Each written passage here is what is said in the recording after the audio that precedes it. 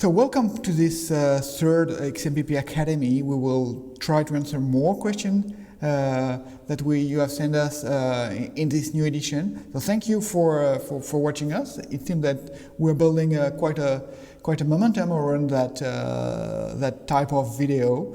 And so let's get started now. So let's get started with the slide. And the question you have sent us. So in this session, we will deal with a question around push notification support, because with mobile, push has been a huge topic around XMPP and something which is very important to develop your project. And then we have received question around WebSocket. What are the performance to expect with WebSocket, and we have been asked question about what is the most useful XMPP stack to start quickly prototyping a messaging platform. And we also have received a few questions around message archive management. So let's get started with push notifications. So on most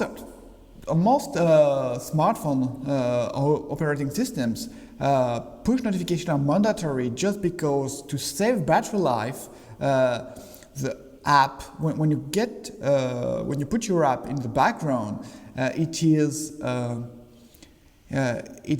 suspended, so you're not connected anymore, and you cannot receive any message anymore. So this is the case since the very first version of iOS, where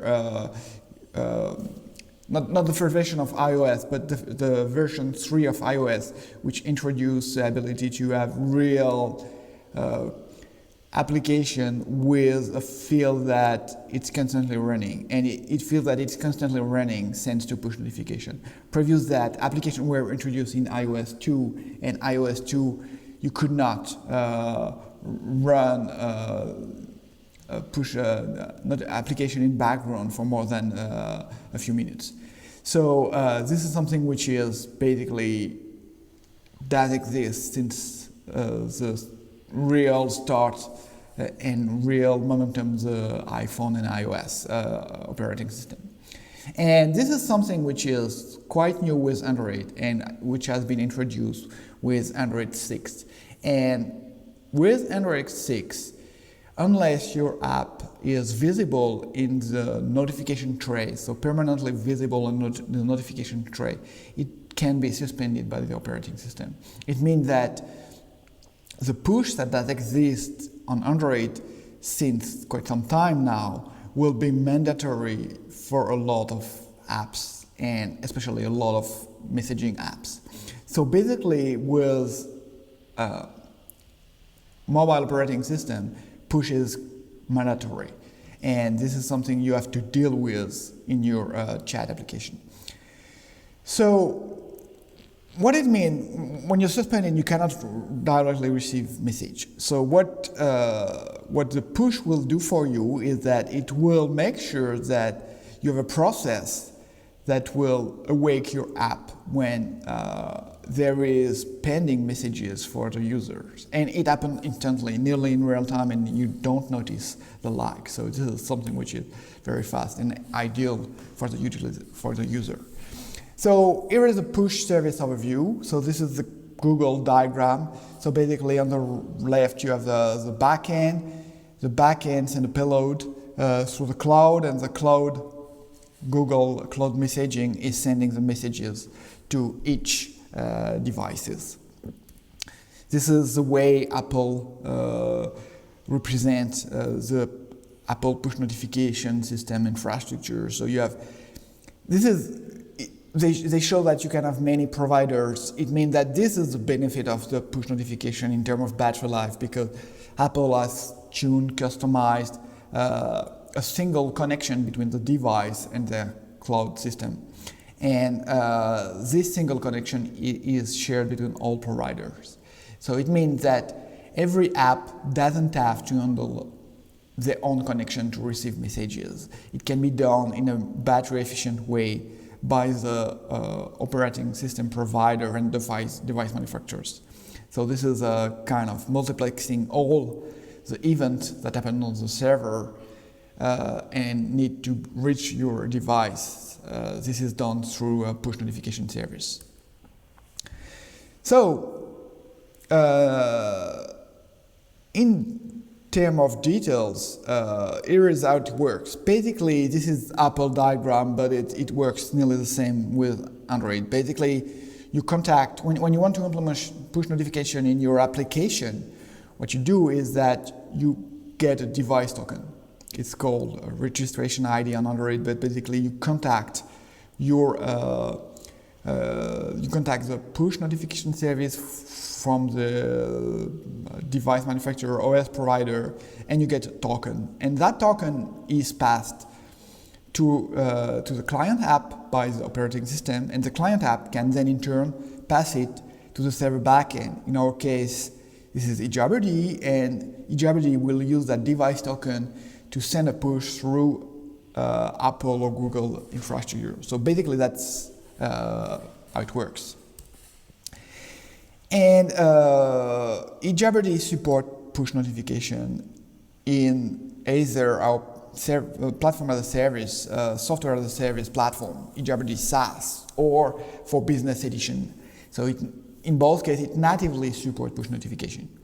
So you have a full prerequisite to set up your push notification in either way. So either on the SaaS platform or either in-house with the business edition. So you need an iOS app that you control, that you develop. You need the app ID for that iOS app. This is mandatory, so no problem with that. And you need to generate sandbox and production certificate. And you need to generate sandbox and production certificate, and then after that, after everything is set up on Apple side, generate a provisioning profile for your application, which need to be not a star provisioning profile for all the device, for all the application you can build, but a very specific one to your very specific application. So that is tied to that precise app ID. And with that provisioning profile, you can build your application that will support push notification tied with the sandbox and production certificate that you have generated. So that's it for iOS. And for Android, you need to set up on the GCM server. You need to set up the service with an application package name and a few other details on the Google side. But what you need in ejabberd is the application package name and the API key that will be used to send push notification on your behalf. So it means that with both the certificate and the API key, Apple or Google will know who you are, which application we're talking about, and it will route the push notification to your application, not any application on the device, to your own specific application. And on the client side, what you need to do is to implement the code for push notification. So I won't get into the details. This is something which is shown on Apple's site, documentation site, or on Google documentation site. But basically, what it does is that it's a way to say, my app will support push notification, so please give me a device token. So you are calling API call from the software SDK from either iOS or Android, and you're saying, give me a device token or give me a registration ID. And with that, you can pass it through XMPP to ejabberd. So we'll get into more detail on how the data is passed to ejabberd. So when ejabberd supports push, after authentication, you can enable push notification for your mobile app. And this is done by sending a stanza which is similar to the one that is shown on the screen. So basically, you're formatting a very custom IQ packet with the P1 push namespace, and you're passing a few options. So the most important one for you are inside the notification tag.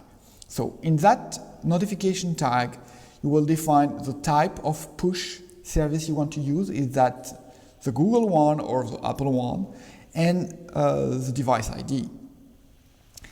And along with that, you need to pass the app ID, so your application ID for Apple, or your inside that the same tag you would pass the Google application name, and you have a few options as well that define the behavior of the push on the server side from ejabberd. What to do? How long do you want to keep the session alive? How long do you so that the session duration in minutes? How long do you want to hear from the client before decided that the TCP connection is gone, so that the device went to an area when it doesn't receive anymore? And you have also options what to put in the body of the push notification, how to send a status. Do you want to send group chat messages and so on? So I won't enter, it's all documented, I won't enter into too many details, but that's the kind of stanza you will need to send to configure push notification. So I already mentioned that this is the example of the notification part for Apple Push. You have you say Apple Push and you put your device token. Or for Google, it's simply application package name, and you say type is GCM instead of Apple Push, and you put your registration ID. So basically that's it. Once you have done that, you're set. Something to note is that for Google, it's default to false, and you don't have to put it. But for Apple, you have a happy end sandbox flag, which can be false or true. And if you're using your application in debug mode, loaded with the cable to your device, then you need to use a push sandbox. For all other build, ad hoc build, test flight build, and so on, this is production mode, so it needs to be false. But if you're loading your app through the cable to your device directly during development, then you need to set the API and sandbox flag to true. This is important because otherwise it won't use the right backend for Apple. For Google, you don't have two infrastructures, so you have a single infrastructure, so that flag does not matter. So, and once you have set up your push environment, ejabberd will start sending push notification to your devices given a few triggers. For example, when a message is received while the session is detached, so while you have lost the connection, TCP connection, but the session is still alive for some time, you can reattach to it. So during that time, you will receive push notification for message you receive, or you will receive push notification if you are totally offline, for example. You can receive push notification for group chat message while the session is attached. Sorry, this is a mistake, but while the session is attached. Or you can, or another trigger which is also automatic is that for each messages you will receive a few messages from different contacts, and the badges, which are the small count number on the application, are automatically managed by ejabberd. So it will be incremented for each new notification you will receive, and it will be auto-resetted on login. But you have a way to manage it manually.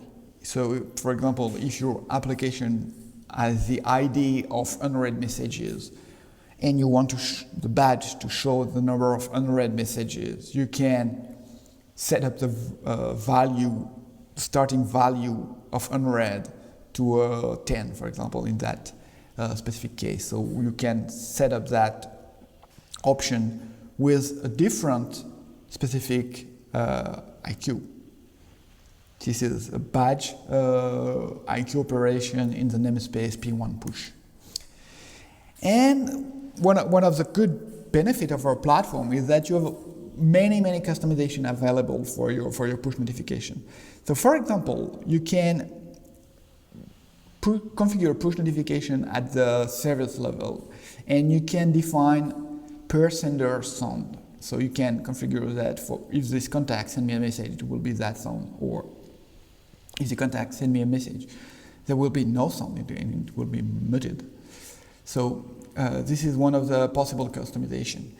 You also have per message customization. It means that your client can add extra value to tell or rendering of the message. So in that case, I'm sending a message, possibly with a body, a chat message, saying hello and so on, but I can pass extra information, which may be, for example, a URL of my avatar or anything that can help the receiving client do things and properly render the push notification.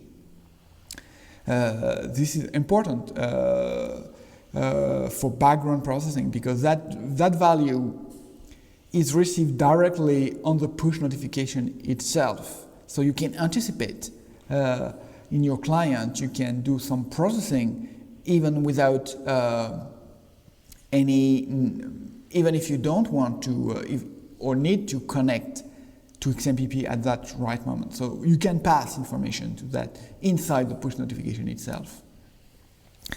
You can also do sound customization on a per message basis.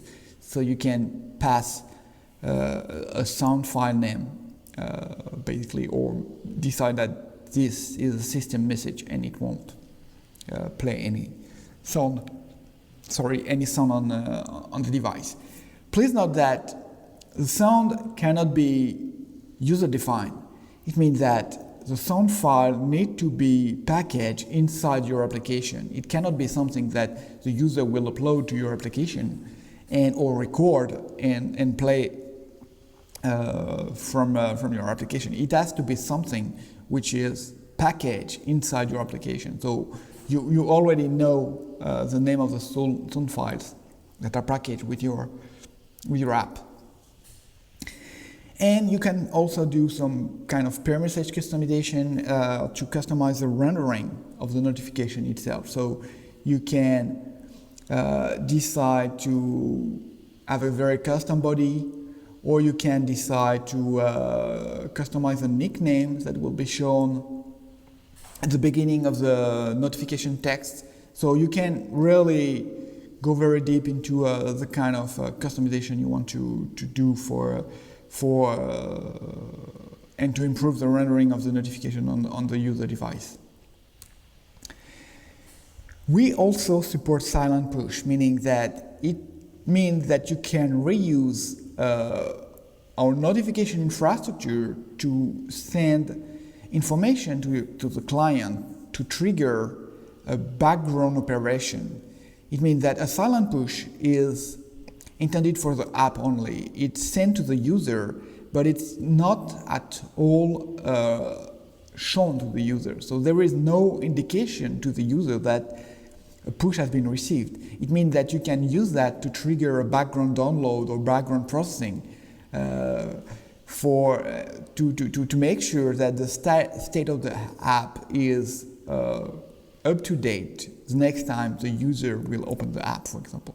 So this is something you can leverage, and of course you can with API, so REST API, you can send messages from your backend to the user. So it can be, it doesn't have to be user-to-user messages that trigger push notification. You can use that as a generic channel for sending push notification to your user as well. So I think I brush up quite a broad overview of how push notification works in the context of ejabberd. There is a few things that you need to know before implementing push notification. At the moment, group chat notifications are only possible when the user is online or session is running on server in dash mode. So for example, if you say my session will be kept for 24 hours or 1 hour and so on, you will have group chat notification received by the user only for a certain period of time. This is our group chat, our multi-user chat works in XMPP, because you need to be online to be inside the chat room. And if you're not inside the chat room doesn't know that you exist. So this is something we're working on.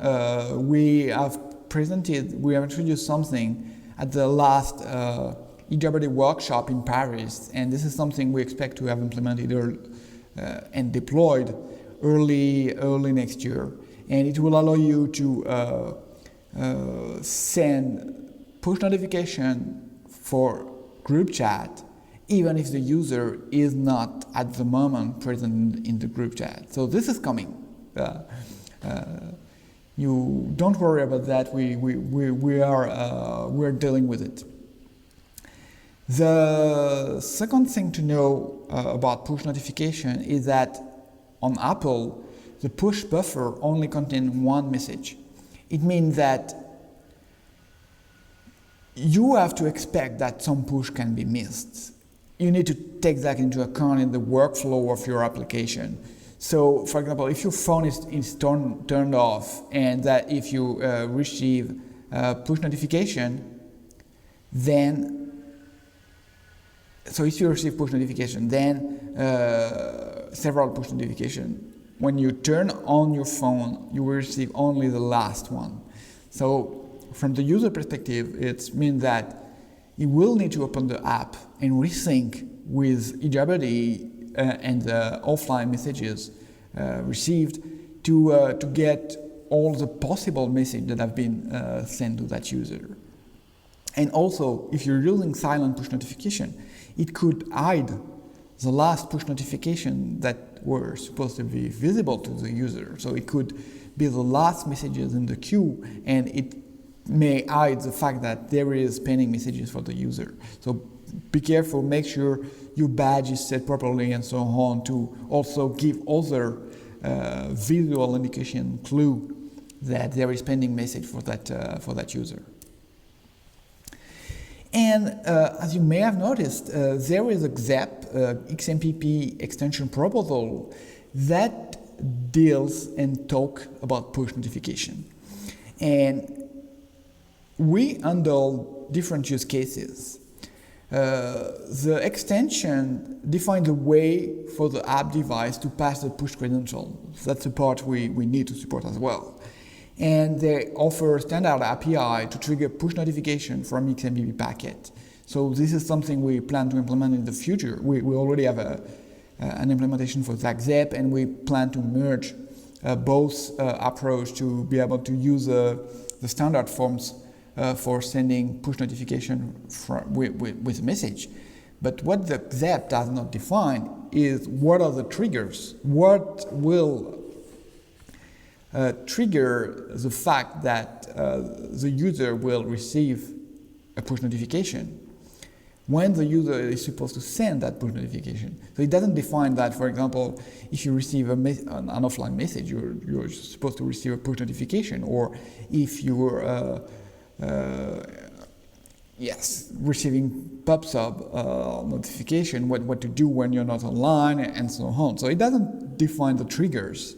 So this is just a way to leverage the push infrastructures. So this is a way to have the user and the app and device register with their own token or registration ID on the server, and give a way to send push notification, but it doesn't trigger by itself the push notification. So our push approach fills the gap between the two. And we define many cases where a push notification will be sent, and we define many options to customize and tailor the push notification to your own need.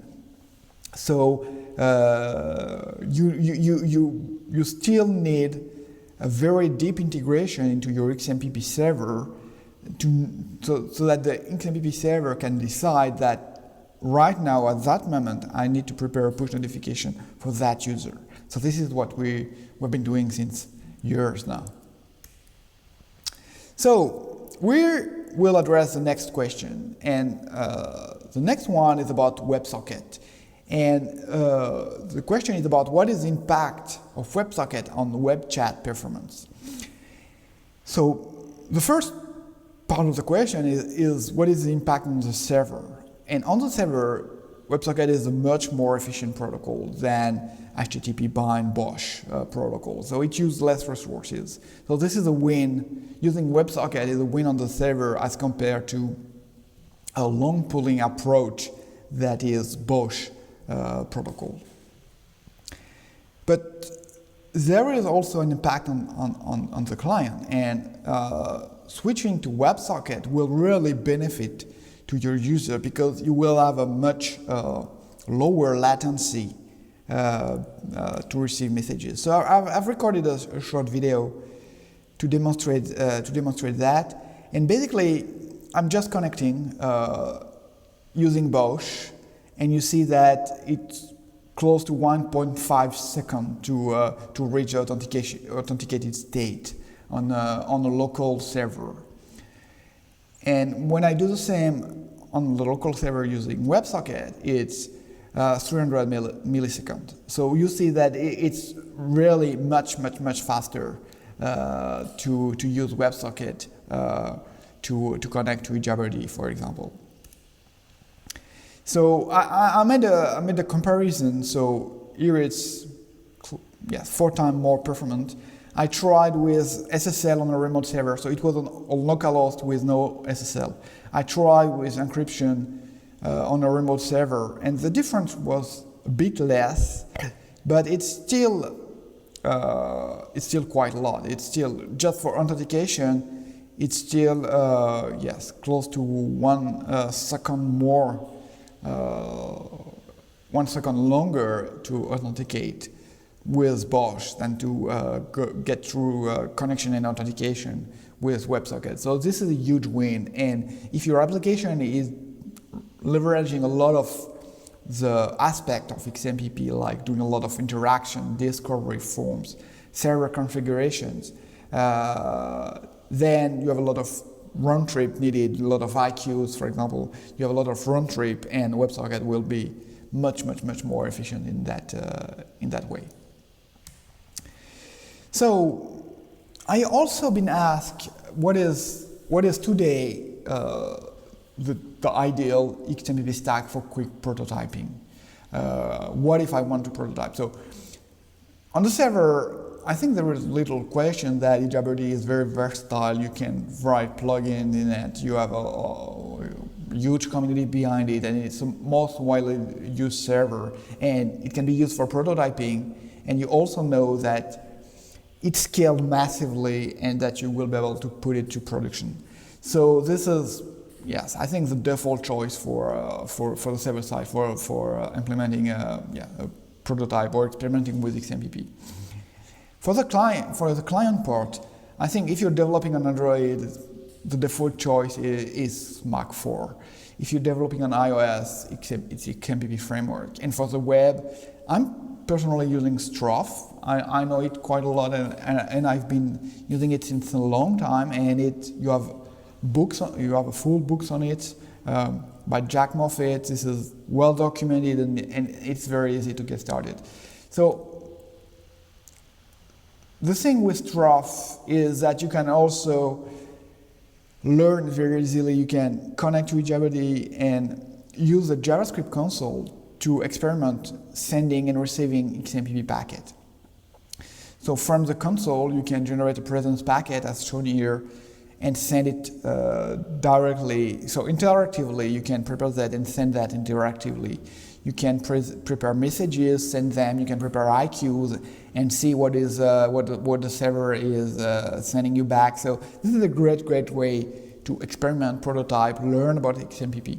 So I've recorded a small video. So on the right, you have the JavaScript console, and on the left, you have my client, which is basically just outputting the XMPP standard, XMPP traffic, including the WebSocket traffic that is sent or sent by the client or received by the client.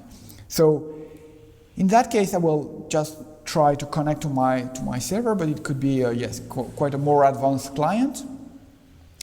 And then using the JavaScript console, I can prepare a presence packet. So with a nice formalism of Strophe, you can have a way to chain function call to build XML structure. So this is very, very easy. And you see that the presence has been properly formatted from that example. So this is really, really, really easy and really great. And you can really experiment from the JavaScript console directly. This is really doable. And you can format the message, again chaining with tag, text, body, and attributes, and send the packet, and you get the result interactively. So you can have your own kind of debug console in your JavaScript client and really play and experiment with the protocol. And you can even send IQ and do some interaction with the server and say, okay, I send a discovery packet, and here is the services that are available on the server. So this is really wonderful way to prototype and experiment with XMPP, and it's really easy. And if you get Jack Moffitt book, it's quite old, but I will publish my demo client because some parts are not totally working out of the box with the latest Strophe version, but my client is up to date with latest Strophe version, so you should be able to use that and start it as a basic starting point for developing your own experimental client. So this is it for the question regarding experimental prototyping stack for XMPP. The next question is a very short one, but we have often asked, why do we find duplicate in message archive management backend? I have a user sending message to another user, and I see 2 entries in my database. And when you think, this is a very important question because it's more general and more widely interesting in the context of XMPP, because when you think XMPP, you need to think in a federated context. It means that you need to think in a way that your domain may be connected to another domain, and users from 2 different domains may be chatting together. So it means that the message may still be stored once per user in the archive, but you have 2 entries because it happened that the 2 users has been on your own server, on the same own server. So in that diagram, if you see that if you think in the context of multiple domains, server-to-server federation, you can have a user 1 sending a message to user 2 through server-to-server federation with connection from domain 1 to domain 2 servers. And in that case, it becomes clear that you really need 1 entry for the message sent by the user 1 in the archive on domain 1, and 1 entry for the message received by the user on domain 2. So, and if the user happen to be on the same server, well, you have the 2 entries, one for the send and one for the receive, in the same database, but it's still, they can be managed independently by the users, and user 2 can decide to delete the archive, and still user 1 may want to consult the archive. So this is, you really need to manage that independently. And in case of doubt, and even when you design a protocol, it's always a good idea to try thinking in a federated context, because federation is probably the most interesting feature and unique feature of XMPP.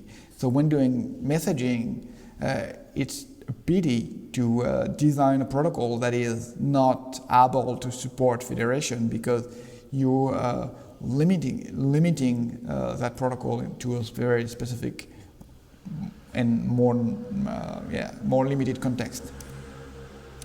So I think that's it for this XMPP Academy session.